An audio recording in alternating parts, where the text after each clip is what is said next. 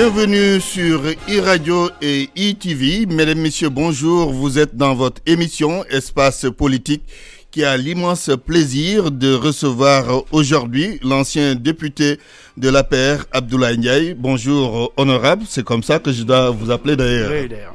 Bonjour, Antoine. Vous êtes ancien chef de la mission du Sénégal au Parlement africain à Johannesburg, en Afrique du Sud. Alors, nous allons commenter d'abord cette décision du président de la République consistant à réduire le train de vie de l'État. Première mesure, réduction de la facture téléphonique mobile et à la fin de ce mois-ci, mois de septembre, plus de factures à payer pour les édifices loués par l'État du Sénégal. Mesure salutaire, vous diriez-vous? Oui, c'est une mesure salutaire et je crois que cette mesure vient à son heure parce que les avertis, les sachants disons, avaient tout le temps déploré quand même cette gabegie qui était constatée dans le fonctionnement des services de l'État. Aujourd'hui, je crois que si une telle mesure est prise, nous ne pouvons que nous en féliciter. Et maintenant, on dit souvent que l'expérience vaut mieux que le conseil. Je crois que ce qui est important aujourd'hui, c'est de faire notre introspection, comprendre au mieux pourquoi cette décision et aller dans le sens quand même du renforcement de cet acquis-là. Je crois qu'aujourd'hui, c'est une occasion pour féliciter le président de la République, mais également pour attirer l'attention des uns et des autres sur la nécessité de repenser la manière de pratiquer. Oui, les rapports avec le bien public, parce que c'est extrêmement important. On a vu quand même des fonctionnaires qui ont abusé des biens publics de l'État. Le téléphone en fait partie, oui. Oui, même les voitures. Les voitures, entre autres. C'est pour utiliser un langage usuel de la rue. Généralement, on disait que mbedbour auto état là. Donc cela dit qu'en fait, quand il s'agit de l'État, c'est le cadet de nos soucis. Problème de civisme. Le problème de civisme, oui, c'est de l'infisisme caractérisé. Oui. Et je crois que c'est pourquoi je pense que aussi bien l'école, aussi bien également la rue qui est une situation éducative, les groupes organisés des quartiers, les partis politiques, la société civile, nous devons tous tendre vers un seul objectif, c'est de réinstaurer les valeurs. Oui, Macky Sall est arrivé quand même au pouvoir en 2012. Pourquoi attendre aujourd'hui, 8 ans après ou 7 ans, pour quand même initier de telles mesures? Oui, il est quand même allé un peu long. Non, ça dit que le problème qui se pose généralement, c'est que, vous savez, le Sénégal est un pays assez particulier. Souvent, ce qui se passe dans les services, les structures intermédiaires, même au niveau de la terre centrale, souvent les bonnes informations n'arrivent pas à temps. Et souvent, problème de communication. Oui. Et puis ça ne date pas d'aujourd'hui. Depuis Mathusalem, le Sénégal a toujours fonctionné comme ça. Vous voyez, souvent même, quand des amis veulent téléphoner en France, on te dit, je passerai au bureau, tu viens, tu lui sers le téléphone, il téléphone jusqu'à une certaine heure, sans pourtant se rendre compte effectivement que c'est l'argent du contribuable. C'est comme les voitures, regardez comment on les utilise. En principe, une voiture, à partir des heures de pointe, à la descente, un véhicule de l'État ne doit pas circuler. Comme ce qui se passait au temps de Senghor. Personne n'osait faire circuler une voiture appartenant à l'État sans autant que tu aies une dérogation ou bien Mais à qui la faute? Est-ce aux fonctionnaires qui abusent des biens de l'État ou bien la faute à l'État qui n'a pas été assez rigoureux sur ce plan? Les responsabilités sont partagées. Mais disons que c'est un problème d'état d'esprit. Bon, parce que moi, quand je m'engage à travailler pour le compte de mon pays, je dois avoir raison garder. Je dois me dire que ça, c'est pour le pays. Ça ne m'appartient pas. Je n'ai pas le droit d'outrepasser les règles établies. Donc, il faut me conformer, il faut que je me conforme à la réglementation. Mais aujourd'hui, ce qui se passe dans ce pays, c'est qu'il y a quand même une dédramatisation de la hiérarchie, mais également il y a un problème de compréhension par rapport à nos institutions. Et le résultat, il est là partout. Allez à l'hôpital, vous verrez ce qui se passe là-bas. Vous allez dans les lieux publics, vous verrez ce qui se passe là-bas. Donc le mot n'est pas très fort, mais je crois qu'il faut quand même reconvertir les mentalités. Reconvertir les mentalités,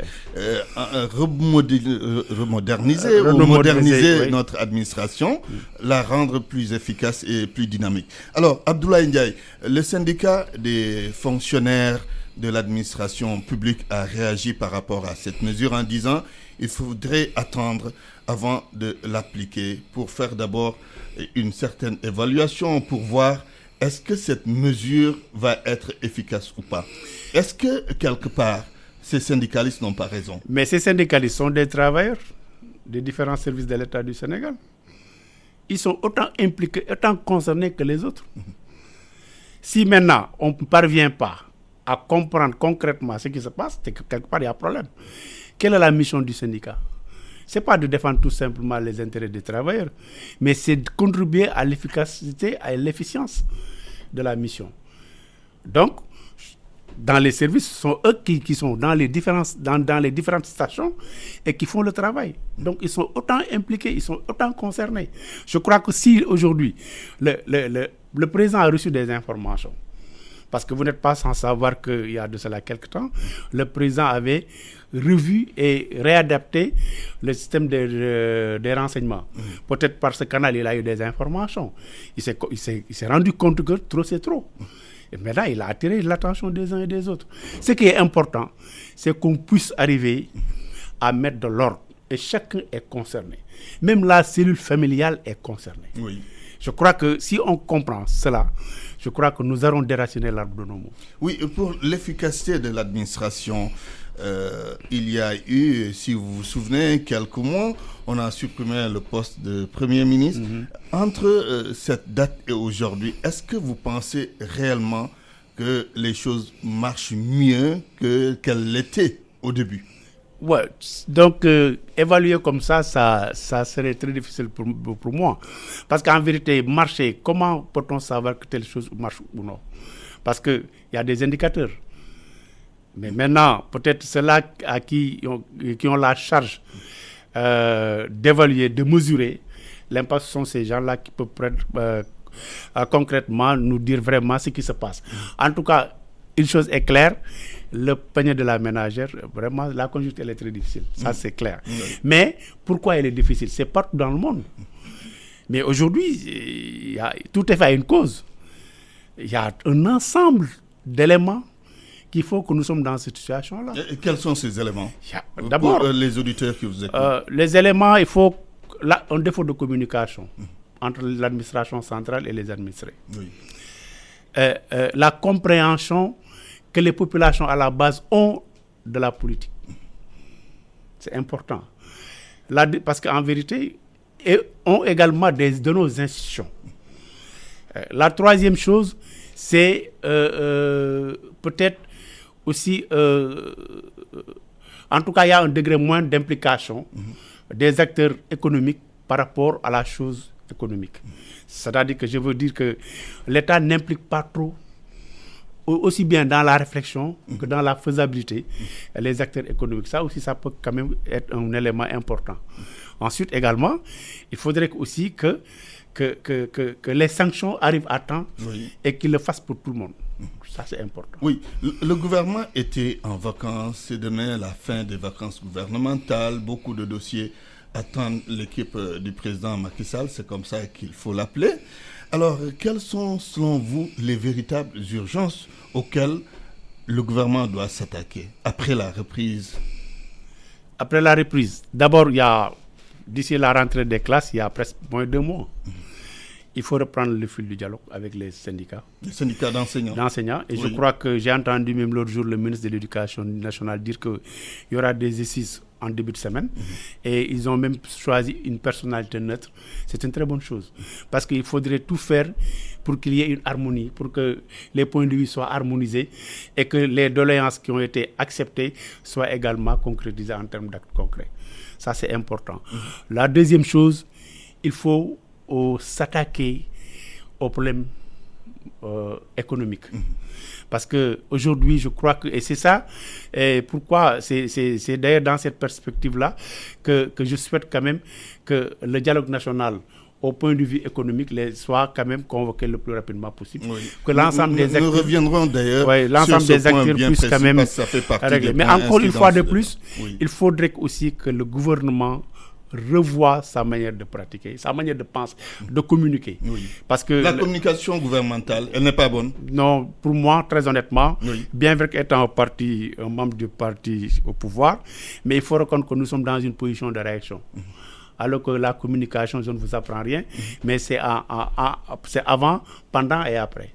Mais maintenant, parce que vous savez, dans nos pays, le problème que nous avons souvent, c'est que pour une activité donnée ou bien un programme donné, dans n'importe quel secteur, on choisit tout le temps les experts, les soi-disant experts, qui réfléchissent pour la base. Et dès que le programme descend au niveau de la base pour exécution, on voudrait que les populations se l'approprient. On n'implique pas ça la pose base problème. au préalable. Ça pose alors problème. qu'on aurait dû impliquer ça la base. pose problème. Oui. Par exemple, quand vous prenez le domaine de l'éducation, Oui. le curriculum n'a pas été discuté avant. Au niveau de la base, au niveau des MCM, des maîtres créés en main. Mais ce sont des experts qui sont là, qui décident pour les autres. Ils sont enfermés Oui. dans un hôtel et généralement, qui réfléchissent dans tous les pour la secteurs, masse. c'est Oui. comme ça. Oui. Dans tous les secteurs, c'est comme Le ça. secteur agricole, on C'est aurait comme dû ça. peut-être impliquer les paysans de Non, Songolemi. vous savez, Antoine, qui a une certaine expérience je vais vous citer, de pratiques je vais culturelles. vous citer une anecdote. Lorsqu'on était à l'Assemblée nationale, Oui. bien avant l'instauration des langues nationales, il y avait une dame qui ne participait pas au débat. Mais lorsque maintenant on a utilisé comme je ne sais pas comment vous les appelez, Oui. les pupitres là, je crois, la dame s'exprimait en saraxolé. Mais je vous assure, quand vous entendez cette dame parler en saraxolé, parce qu'il y avait une tradition, ses interventions étaient plus pertinentes que les nôtres. Celle qu'on entendait toujours. Parce que si tu n'en comprends pas le français ou bien tu ne parles pas wolof, tu es exclu tu en es quelque exclu. sorte. Oui. Alors que cette dame-là Elle posait les vrais problèmes. Non, les vrais problèmes. Les vrais problèmes, les problèmes Oui. à la base, si vous voulez. Vous savez, pour moi, gouverner n'est pas difficile. Le problème qui se pose, c'est que il faut poser les problèmes quand il le faut et au moment où il le faut et laisser qui de droit penser et faire une remontée des données. Et que les gens qui sont au niveau intermédiaire soient également assez conséquents et qu'ils donnent les bonnes informations au chef de l'État. Si on arrivait à faire ça, le président ne ferait que de donner des orientations et les gens vont appliquer et le problème ne se poserait pas. Mais aujourd'hui, vous savez ce qui se passe ici. Il y a une promotion des comptes valeurs partout, même en dehors de la politique, même au niveau des quartiers, cette promotion des comptes valeurs est de mise. Donc pour moi, c'est pourquoi je dis il faudrait que nécessairement que chacun fasse son interprétation. Ensuite, qu'on essaye de faire table rase sur la manière de pratiquer et nous faire comme une nouvelle conscience et partir de nouveau. Je crois que c'est ça la vérité. Et ces valeurs tant citées qui faisaient que les Sénégalais étaient respectés partout ont tendance à disparaître. Donc il faudrait quand même réincarner ces valeurs-là. Je crois que l'heure est venue à un consensus, pour tendre quand même vers des consensus forts. En tout cas, pour dire vrai, je crois qu'il y a tout un paquet d'éléments qui attendent en fait le gouvernement oui. et par rapport auxquels ils doivent quand même s'atteler. Oui, parmi lesquels vous avez constaté avec moi et peut-être même avec tous ceux qui sont dans ce studio que Dakar est absolument sale depuis que les pluies sont tombées en abondance sur cette ville. Mais la saleté de Dakar aussi, c'est une question permanente. Ça aussi, c'est un autre défi pour le gouvernement. Oui, c'est un défi majeur. Surtout en ce moment. Oui. Oui, et ça dégouline d'un peu partout. Mais là également, il faut intégrer la responsabilité également des populations. Des populations. Parce que ce qu'ils sont en train de faire, c'est pas du tout bon. Ouvrir les fosses septiques et tout dégouline un peu partout, je crois que aussi cela n'est pas bon pour notre santé. Je crois qu'encore une fois de plus, je reviens encore sur la nécessité de revoir notre manière de faire. L'État est impliqué et l'État doit prendre à bras le corps cette question d'assainissement de Dakar. Parce que nous n'avons pas pensé aux générations futures. Et le problème est là. Moi, j'allais régulièrement à Johannesburg, mais en plein cœur de Johannesburg, vous pouvez parcourir des distances et vous verrez qu'il y a en fait des terrains nus. À la question de savoir pourquoi, ils m'ont dit ils pensent aux générations qui vont venir après. Vous voyez, en plein cœur de Johannesburg. Donc vous voyez ce que cela fait. Alors qu'à Dakar, on ne peut plus. Non, aujourd'hui, par exemple, prenez le domaine du sport. Aujourd'hui, dans quelle partie de Dakar on peut construire un stade? Il n'y a même pas de stade à Dakar, à part Demba Diop. Sinon, Léopold alors Senghor. que ceux qui étaient là vers les années 70-80 devaient penser que dans 30 ans, 40 ans, la population allait accroître. Et de ce point de vue, préparer quand même comment dirais-je, pour prévoir en fait tout un package de situations pour permettre à ces générations futures de pouvoir se valoriser normalement. Très bien. Je rappelle que vous suivez Espace Politique qui reçoit aujourd'hui l'ancien député Abdoulaye Ndiaye et ancien chef de la mission du Sénégal au Parlement africain à Johannesburg, en Afrique du Sud. Nous allons continuer avec les questions sociales, les prisons sénégalaises, notre politique carcérale. J'en parle parce que vous n'êtes pas sans savoir que 2 détenus sont morts à la maison d'arrêt de correction de Rebeuss. Qu'est-ce que l'État doit faire pour quand même de pareilles situations ne se produisent plus? Parce que le surpeuplement est à l'origine de tout cela, entre autres. Tout à fait. Oui. Et le gouvernement l'a très bien compris. Et je crois que d'ici 2 mois, il y a la prison de Sébikotane qui va ouvrir ses portes. Mais le problème qui se pose, c'est que moi, je dis qu'il faut quand même revoir la question des mandats de dépôt. Je crois que moi, lorsque j'étais de la 12e, au courant de mon mandat, durant la 12e législature, j'avais une proposition de loi dans ce sens. Ça veut dire qu'au lieu, par exemple, vous rencontrez des jeunes dans le coin, vous prenez quelqu'un, il a un joint, il fumait du chanvre indien, vous le mettez en tôle, en prison, pour la première fois, alors que c'était un excellent élève à l'école, mais il rencontre des gens, des jeunes qui sont un peu experts en la matière, ils forment des gangs. Mais ce garçon-là, on n'a pas besoin de le mener en prison. Pourquoi pas? Il fallait quand même lui proposer des travaux d'intérêt public. Pourquoi pas, s'il y a Grand Yoff, on vous dit que maintenant de la part de HLM jusqu'au marché de la SCAT Urbam, chaque matin vous vous réveillez et vous allez faire le balayage. Vous avez ramassé les ordures. Aussi au vu de tout le monde. Vous avez vu. Et puis, l'après-midi, on l'encadre.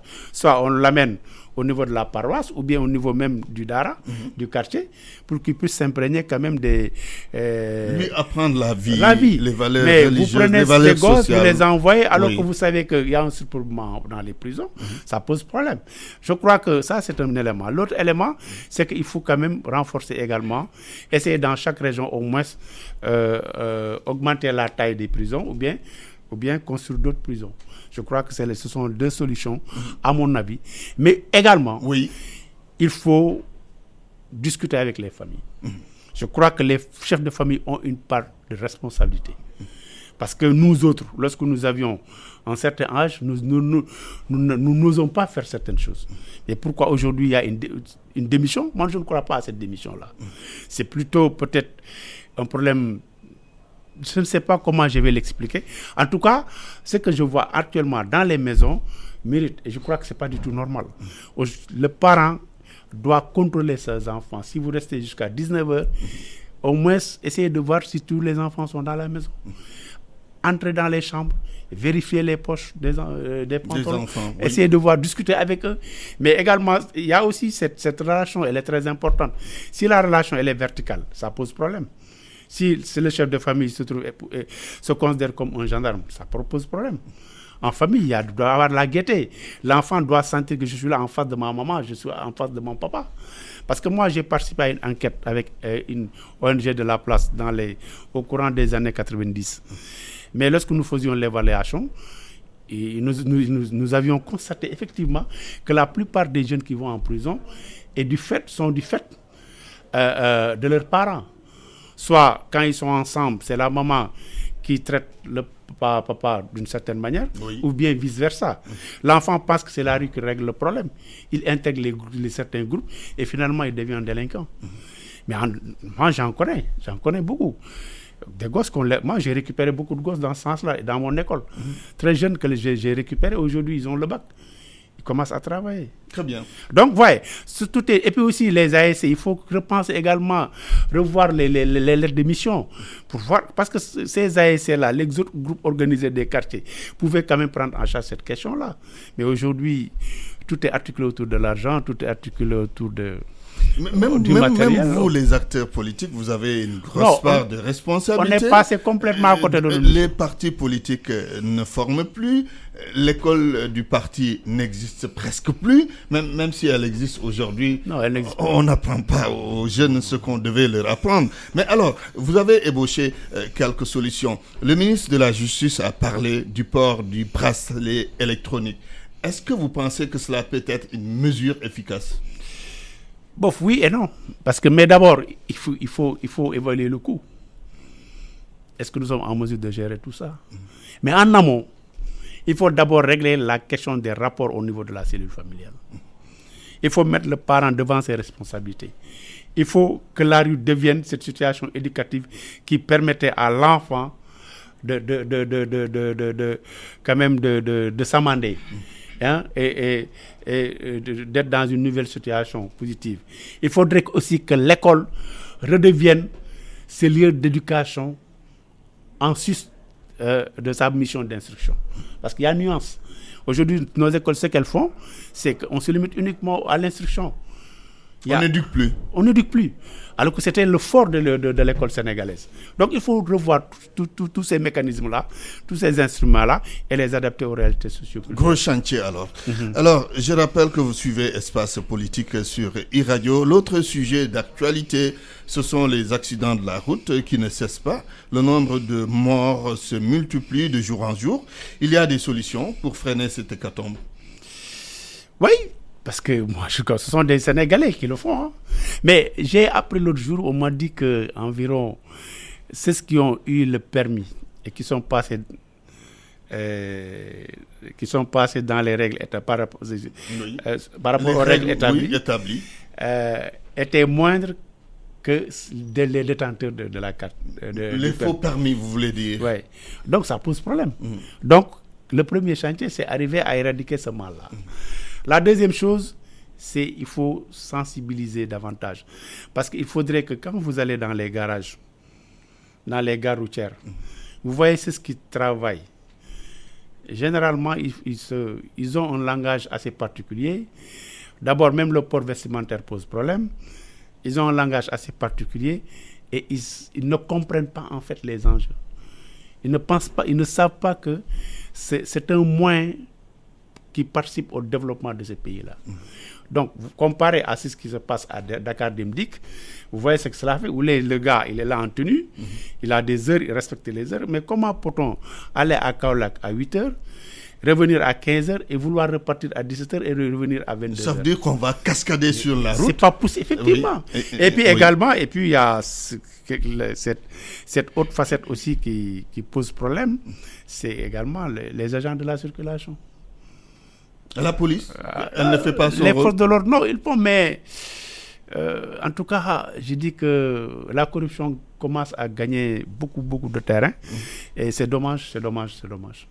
Très bien. Dans l'actualité, il y a aussi cette polémique autour du fer de la Falémé, avec les dénonciations d'Ousmane Sonko et la réaction de l'État qui dit que Sonko a tout faux, avec même la publication du contrat en intégralité par nos confrères du journal Libération. Commentaire sur cette polémique, monsieur Abdoulaye Ndiaye. Oui, Sonko est un politicien, il est un acteur politique qui a en fait un projet politique. Maintenant, au niveau de sa communication, c'est lui qui sait comment atteindre les populations. En tout cas, j'ai remarqué que c'est quelqu'un qui tient beaucoup sur le sensationnel. Et vous mettez ça sur les émotions. Dans le cadre du sensationnel et d'une communication politique. Oui, parce qu'en vérité... Oui, est-ce que cela signifie que vous n'accordez pas d'importance à ça? C'est pourquoi. D'ailleurs, c'est pourquoi nous déplorons cette manière de communiquer du gouvernement qui est dans une situation de réaction. Parce qu'en vérité, quand vous signez, avant de signer, par exemple, si vous savez que l'APIX doit signer un important programme qui concerne le fer de la Falémé, mais il faut anticiper. Il faut venir à Irédio, il faut aller ailleurs, discuter avec les Sénégalais, dire attention, au moins que les populations de cette zone-là comprennent qu'il y a de l'espoir par rapport à ça. Si demain quelqu'un part, si vous revenez, vous allez remettre les pendules à l'heure. C'est aussi simple que ça. Mais vous attendez à ce que le gars-là parle pour ensuite donner le point de vue, la bonne information. Des fois, ça pose problème. Avec les 94 milliards, par exemple. Regarde ce qui s'est passé. Une famille, c'est une affaire civile qui concerne une famille.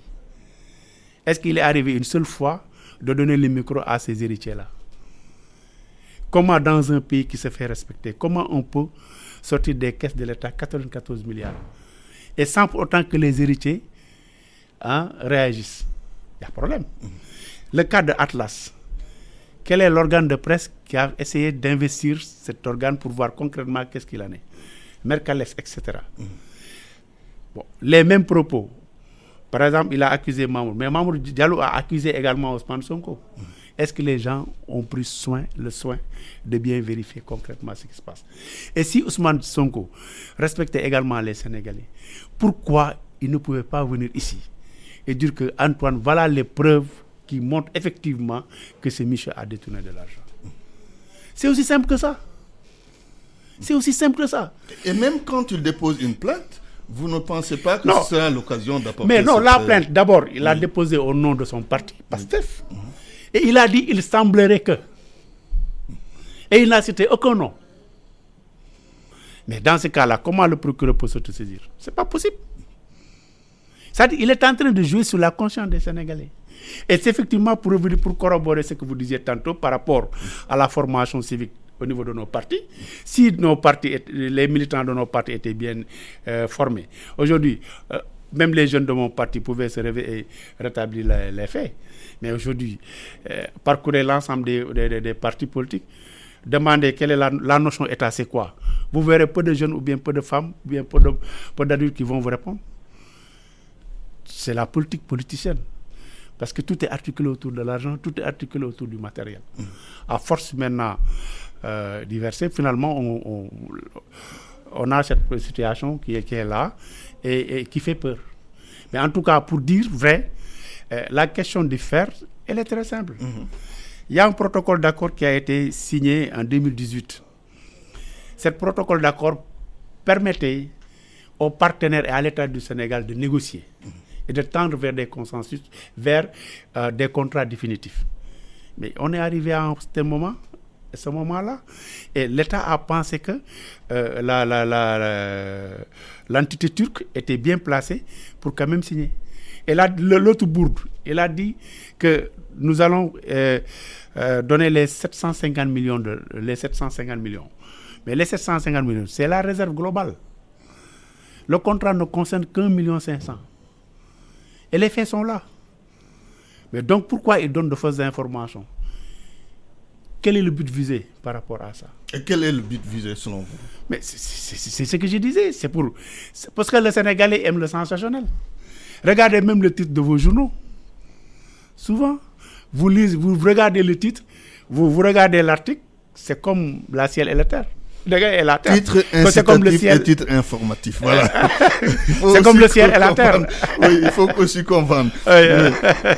Mais justement, vous êtes d'accord de ce point de vue que par rapport à la communication gouvernementale, vous avez complètement échoué et que Sonko a peut-être même pris le dessus sur vous du point de vue communicationnel.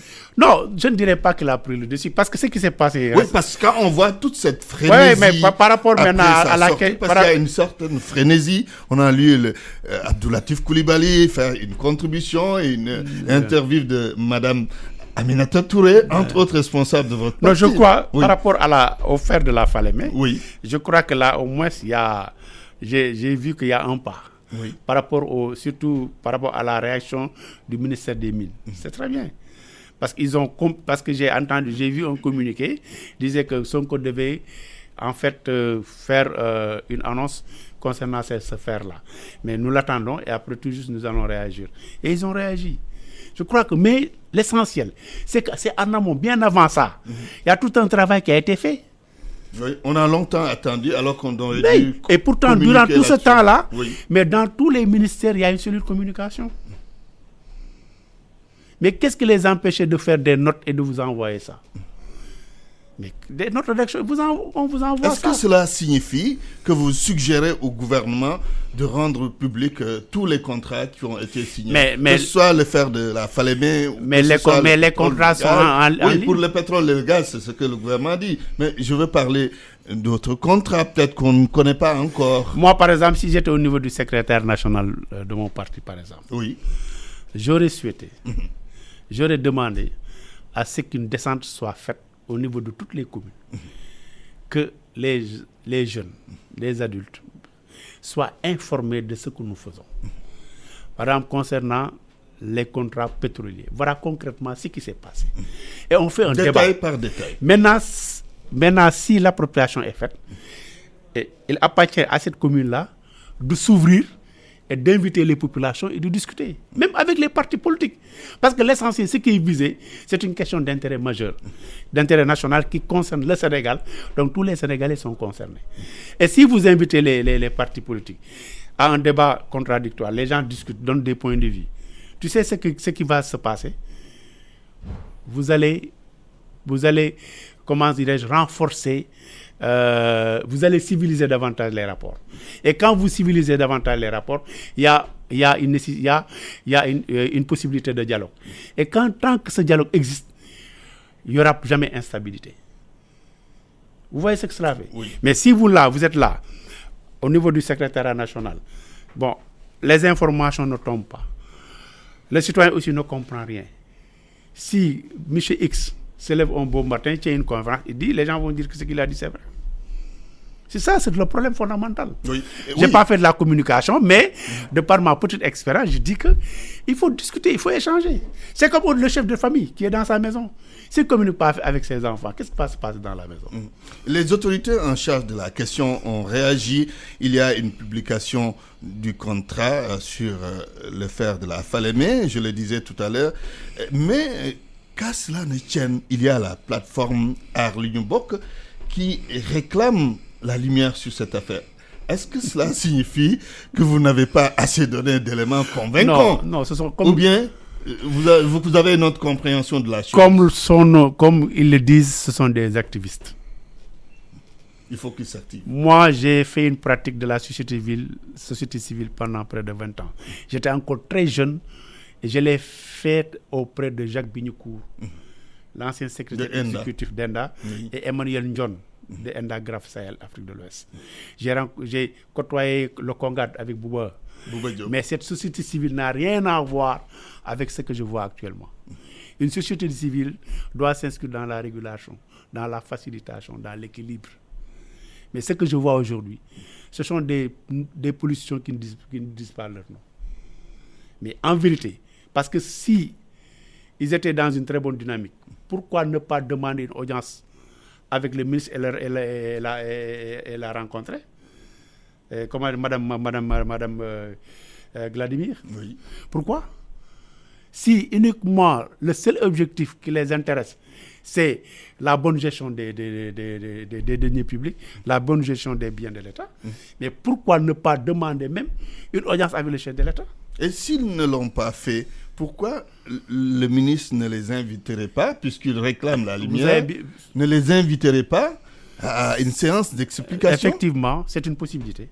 Et je suggère également au ministre de les inviter à venir puisqu'il réclame la lumière. Et il marche même annoncé le 13 septembre prochain.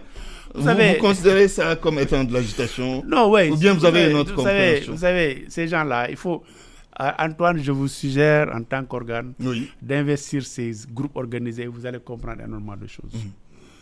Je connais quand même un certain nombre d'acteurs. Je comprends comment les ONG internationales fonctionnent. Et j'ai parcouru également pratiquement toute l'Afrique lorsque j'étais au Parlement africain. Parce que, en dehors de ma responsabilité de chef de délégation, j'étais aussi président de commission. Oui, tout à fait. Et j'étais régulièrement à l'UA.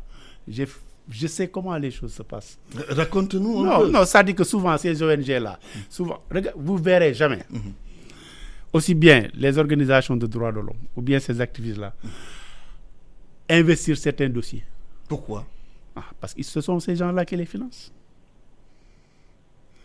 C'est tout aussi simple que ça. C'est aussi simple que ça.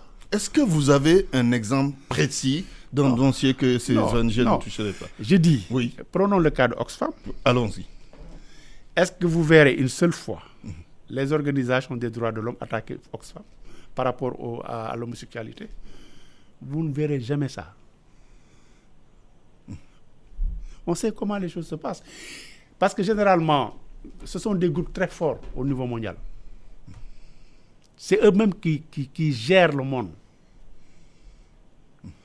Et toute cette manne financière-là que vous voyez au niveau de l'Afrique, généralement, ça passe par ces gens-là. Il y a des jeunes ici, des activistes, durant les législatives. Ils n'étaient pas au Sénégal, ils étaient en Allemagne. Et ils se disent citoyens sénégalais. Pour faire quoi en Allemagne? Je ne sais pas, il faut investir pour voir. Mais puisque vous en parlez. Non, je dis, ce sont des remarques. Oui. Ce sont des remarques que j'ai faites. Mais une chose est certaine, ce pays-là nous appartient, nous tous. Si véritablement nous voulons son développement, il faudrait qu'on soit assez sérieux et qu'on se respecte.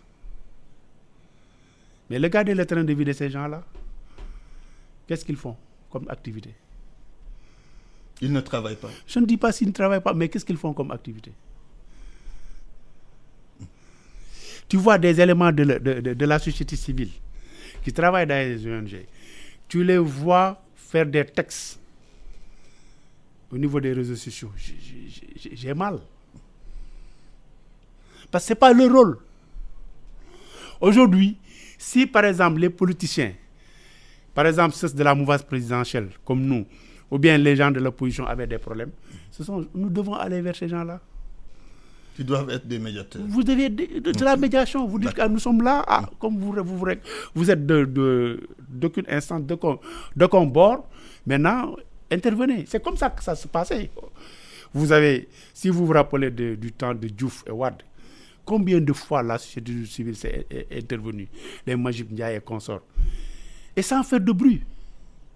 Pourquoi la société civile est passée de ce statut de non-partisan au statut de partisan? La société, mais j'ai pas dit l'ensemble, mais il y a quand même, il y a des organisations de la société civile qui quand même jouent pleinement leur rôle, très honnêtement. Oui. Mais c'est parce que c'est ce que je disais tantôt. Aujourd'hui, les mentalités ont beaucoup changé, tout bouge et tout est articulé autour du matériel, tout est articulé autour de l'argent. Et généralement, comme le disent certains, tous les moyens sont bons pour avoir de l'argent. Abdoulaye Ndiaye, il nous reste 10 minutes pour parler du dialogue national. Vous avez lu dans la presse qu'il y a blocage dans le dialogue national. Pourquoi ça ne décolle pas à votre avis? Oui, pour le dialogue politique, le volet politique, on a vu qu'il y a beaucoup d'évolutions par rapport à l'élection du maire, par rapport au report des élections locales, entre autres. Mais le dialogue national, de façon globale, on ne sent pas les choses bouger. Pourquoi? Oui, vous savez, Antoine, lorsque vous démarriez cette entreprise-là, moi qui suis derrière, qui suis dehors, je n'ai pas la même lecture que vous. Je dis que mais c'est un peu lent. Mais alors que vous voulez partir lentement, mais sûrement. Mais de la même manière, nous pouvons avoir cette interprétation. Qu'est-ce qui se passe? C'est que, vous savez, dans ce pays, on a tellement politisé cette vie-là, au point que tout se fait avec la politique.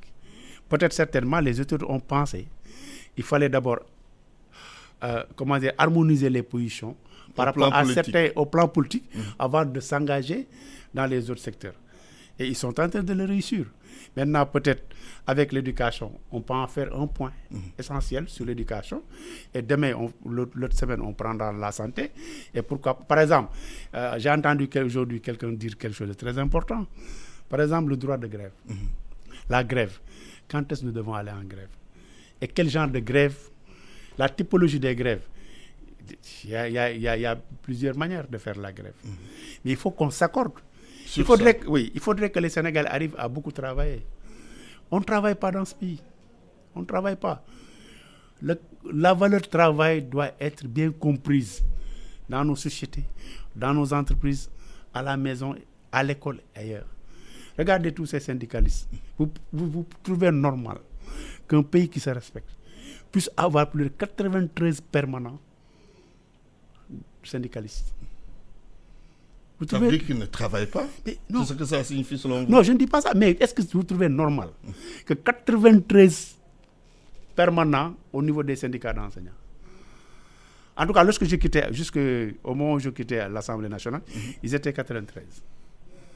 Je ne sais pas si ça a doublé ou pas. Parce que qu'est-ce qu'on fait? Tu es responsable syndical, tu demandes à être déchargé. Au lieu, on te décharge. Tu es enseignant, tu n'enseignes plus. Tu n'enseignes plus, tu es au syndicat. Pourquoi? Ça maintenant, c'est l'État qui doit agir. Oui, c'est ce que j'ai dit. Peut-être même dans le cadre du dialogue, on pourra discuter de cette question. C'est pourquoi... Le foisonnement des syndicats comme le foisonnement des partis politiques. Oui, tous les deux. Moi, mais imaginez, combien de syndicats d'enseignants nous avons? Pourquoi faire? Aujourd'hui, vous êtes ensemble.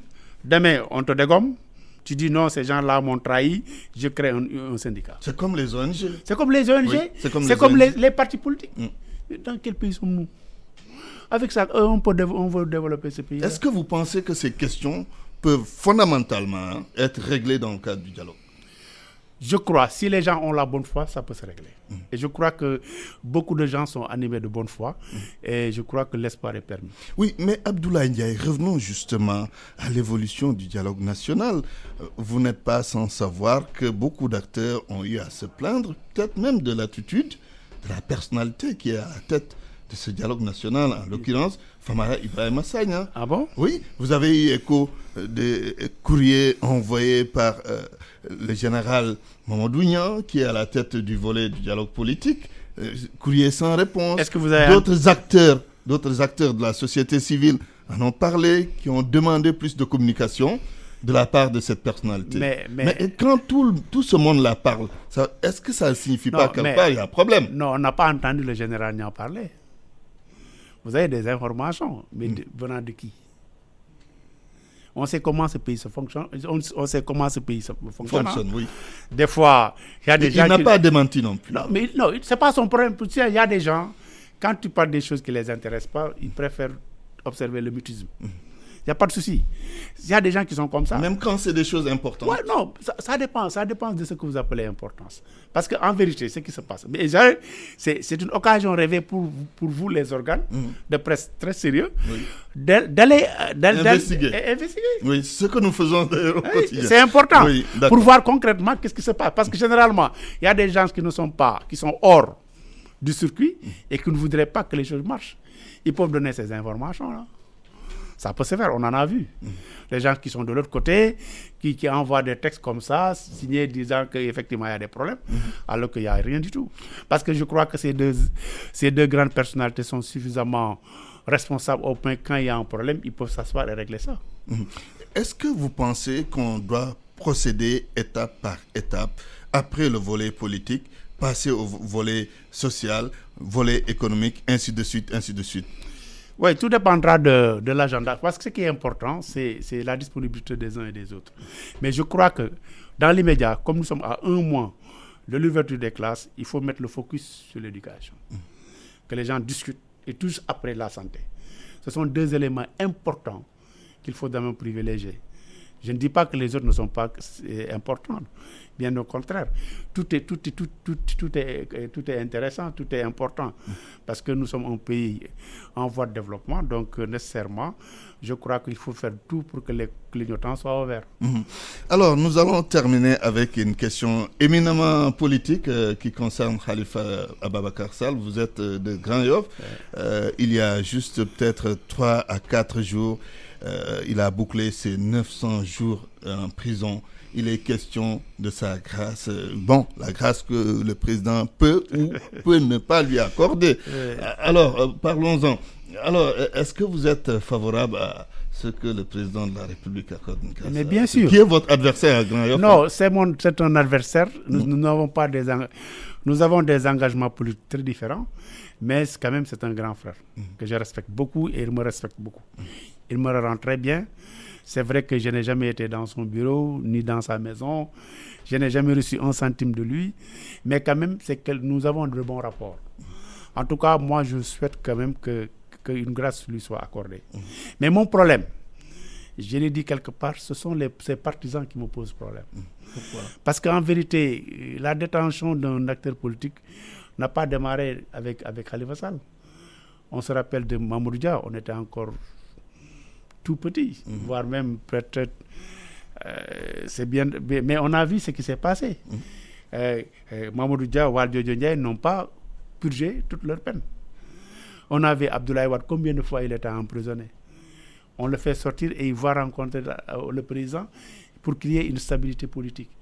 En politique, il y a des gens qui sont préparés pour occuper les médias, mais d'autres qui doivent quand même prendre leur bâton de pèlerin et essayer de régler les choses à l'avenir. Vous avez parlé de stabilité politique quand Abdoulaye Wade était en prison. Après sa sortie, il rencontrait le président Abdou Diouf. C'est ce que vous souhaitez entre Macky Sall et Khalifa Sall? Oui, d'après les informations que j'ai reçues, oui. Je sais qu'ils étaient de bons amis. Ils étaient de bons amis. Bon, la politique, elle est ce qu'elle est. Bon, aujourd'hui, c'est que moi, je connais les deux hommes. Le président Macky Sall, c'est un homme très ouvert, très attentif, mais également qui est généreux, ça je peux le dire. Et Khalifa également, il est très humain. Donc je crois que s'il est gracié, il y a des possibilités qu'ils se rencontrent. Oui. Il y a aussi les calculs politiques, comme l'a dit l'ancien Premier ministre Abdoul Mbaye, qui pense que le président Macky Sall ne va jamais gracier Khalifa Sall parce qu'il y a en ligne de mire l'élection présidentielle de 2024. Ce sont ces gens-là qui ne veulent pas la sortie de Macky Sall, de Khalifa. Ah oui. Non, ils ne veulent pas. Parce que pourquoi je disais ça à certains de mes amis qui sont au niveau des socialistes. J'ai dit que vous êtes en train de jouer avec le feu. Vous pensez que... Parce que si Khalifa purge sa peine, il va sortir en 2023, tout juste après les élections législatives. Vous imaginez, on ne le souhaite pas qu'un Idrissa ou bien un Sonko soit majoritaire à l'Assemblée nationale. Je ne le souhaite pas. Mais vous imaginez une seule fois amnistier Khalifa Sall alors qu'il sera à 6 mois de l'élection présidentielle. Mais vous rêvez. Vous rêvez. Faites tout pour faire que Khalifa sorte. Et ensuite, vous allez négocier pour que Khalifa décroche. Négocier pour qu'il y ait amnistie. Mais sans l'amnistie, Khalifa ne peut pas se présenter à une élection. Oui. Donc pourquoi faire tout ce vacarme-là? Ça ne sert à rien du tout. Pourquoi faire ce vacarme? Et puis, tous ces gens-là qui gravent, ils savent que si Khalifa sort, il va les dominer. Il va les dominer. Donc, ils ne le feront jamais. Ils ne le feront jamais. L'intérêt de ces partisans, c'est de régler sa grâce et ensuite négocier avec le président pour son amnistie. Très bien. Abdoulaye Ndiaye, je vous remercie. Merci. C'était un immense plaisir de vous recevoir dans Espace Politique. Vous êtes ancien député à l'Assemblée nationale. Vous faisiez partie de la 12e législature, ancien chef de la mission du Sénégal au Parlement africain. C'est tout pour Espace Politique aujourd'hui. Au micro, Antoine Diouf, à la vidéo, Babacar Ndiaye et Augustin Mana, à la technique, Ousseynou Ndiaye. Merci à Baba Ndiaye pour la réalisation. Restez en compagnie des programmes de e-radio et de e-TV.